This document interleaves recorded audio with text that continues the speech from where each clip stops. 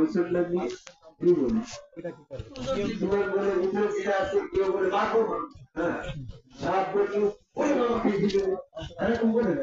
যার মনের ভিতরে যে কথা থাকে ওই বিপদে পড়লে কিন্তু সেটাই বলে। তো আমি একদিন দেখছি যে এরকম স্বপ্নে যে এরকম কিনা এসে জড়িয়ে ধরেছে, আমি আর নড়াচড়া করতেছি, জোরে জয় গুরু বুঝিয়ে দিয়েছে, তাহলে ও ছেড়ে দিয়েছে। তাহলে জয় গুরু কথাটা আমাদের মনের ভিতরে ছিল বিধায় কিন্তু আমি বলেছি। অনেকে ওর মাগো মাগো মেরে ফেললে গো, আমার যে অথই বলি ডাক্তারের কাছে নিয়ে গেলাম, তো ডাক্তার যখন এরকম ভাবে পাহাড় অভিযোগ করে নানি গো নানি গো নানি গো, তার মানে ওর মনের ভিতরে নানি শব্দ আছে। তার মানে ডাক্তার বলছে সবাই মিলে মাগো মাগো, আরে নানি নানি করছে কেন? তার মানে ওর সারাক্ষণ নানি, এই জন্য বিপদে বলুন না। যার মনের ভিতরে মাগো মাগো, বিপদে বলি সাপ দেখলি মাগো খাই ফেলিব। যার মনের ভিতরে বাপ গো, সাপ দেখলি বাপ দেখলি বাপ গো খাই ফেলিব। আমাদের যারা আছে বিপদে বলি জয় গুরু বলে, কারণ আমরা তো জয় গুরু কথায় অভ্যস্ত হয়ে গেছি। এখন মৃত্যুর আজরাইল যদি এসে যায় তাহলে আমরা কি লাইলা পড়বো না জয় গুরু পড়বো? কারণ জয় গুরু তো এমনি বেরিয়ে যাবে। তো আজরাইল বলবে যে আল্লাহ এমন একটা লোকের কাছে এসে জান কবজ করতে হলে তো জয় গুরু বলছে, আমি ওটাও তো বুঝিনি। তো বল বুঝবো না তুমি কি তাই সাথী নাকি? তুমি বোঝো না? জয় শব্দ মানে প্রশংসা, আর গুরু মানে শিক্ষক। তার গুরু যে জয় তারে দেয়, তো যে হাসিবুল চিশতি জয় গুরু বলে ওটা একটা হিন্দু হয়ে গেছে। আরে মূর্খ, কোনদিন কি জিজ্ঞাসা করেছো হাসিবুল চিশতিকে তুমি যে জয় গুরু দিলে তোমার গুরুকে? কোন মাওলানা মুফতি সাহেব হাসিবুলকে জিজ্ঞাসা করছো? যদি আমাকে কেউ জিজ্ঞাসা করে তোমার গুরুকে, আমি একবার বলবো আমার গুরু মোহাম্মদ। তাহলে মোহাম্মদের জয় দিলে তোমার গায়ে তো ফুকসা পড়ে কেন? যদি কেউ বলে হাসিবুল চিশতি তোমার গুরুকে, আমি বলবো আমার গুরু আল্লাহ। তুমি মন গড়া ভাবে আল্লাহকে গুরু বলবা, আল্লাহকে কেন বুঝলিয়াস দেখছে আমি তোমাদের গুরু গো।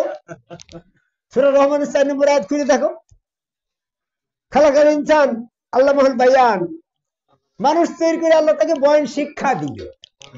তাহলে যিনি শিক্ষা দেয় তিনি তো গুরু। তা আমার বয়ান শিক্ষা দেওয়ার গুরু তো আল্লাহ, আমি তো জয় গুরু বলে আল্লাহর মোহাম্মদের জয় দিচ্ছি। তোমার গায়ে তো ফুকসা পড়বে, তো তুমি শয়তানের দল। আল্লাহর দল যদি তুমি হইতে তাহলে তোমার জয় গুরু বললে ভালো লাগবে। যদি তুমি মোহাম্মদের দলে হইতে তো জয় গুরু বললে তোমার খারাপ লাগবে না। তুমি তো শয়তান, ডাহা শয়তানের দল। এই জন্য যারা যারা জয় গুরু পছন্দ করে না তারাই শয়তান, একেবারে বড় বড় শয়তান। এই বড় বড় শয়তান গুলার থেকে নিরাপদ থাকাটা আমাদের বড় দরকার। কারণ যারা জয় গুরু বলে না তারা হয় কাফের না হলে মুশরিক। কাফের কিভাবে? যে আল্লাহর জয় দেয় না, মোহাম্মদেরও জয় দেয় না,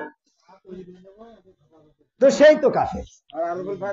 আমি তো আল্লাহ আল্লাহ করি, তো তুমি তো আল্লাহ আল্লাহ করো, আল্লাহর জয় তুমি দাও, মুখ তো তোমার একটা।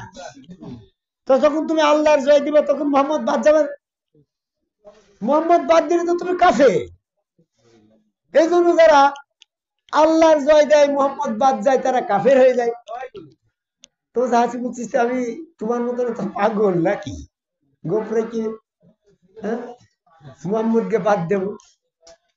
তুমি আল্লাহরও জয় দেবো মোহাম্মদেরও দেবো। তুমি যেমন আল্লাহর জয় মোহাম্মদের জয় দুটো বলবা, তো তোমার আল্লাহর সাথে মোহাম্মদের নাম জপতা করলে যে তোমার শিরক হয়ে গেল। সূরা জিনের 18 নম্বর আয়াত, আল্লাহর সাথে তোমরা কাউকে ডাকো না। আমরা কাউকে ডাকছি না, রসুলকে তো ডাকা যাবে।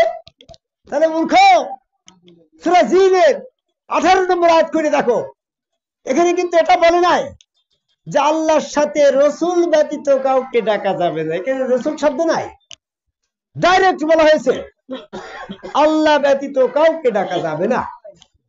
তাহলে যখন তুমি আল্লাহর সাথে মোহাম্মদের নিচ্ছ, তখন সূরা জিনের 18 নম্বর আয়াত অনুসারে তোমার কি হয়ে যাচ্ছে? শিরক হয়ে যাচ্ছে। তো আমি শিরক করবো না, আমি শুধু মোহাম্মদ মোহাম্মদই করে যাবো। মোহাম্মদ মোহাম্মদ করলে তোমার আল্লাহ বাদ যাবে। সূরা ইউনূসের 106 নম্বর আয়াত করে দেখো, আল্লাহ বাদে তোমরা কাউকে ডেকো না। আল্লাহ বাদ দেওয়া যাচ্ছে না, আবার মোহাম্মদ বাদ দেওয়া যাচ্ছে না। মোহাম্মদ বাদ দিলে কাফের, আল্লাহ বাদ দিলেও কাফের।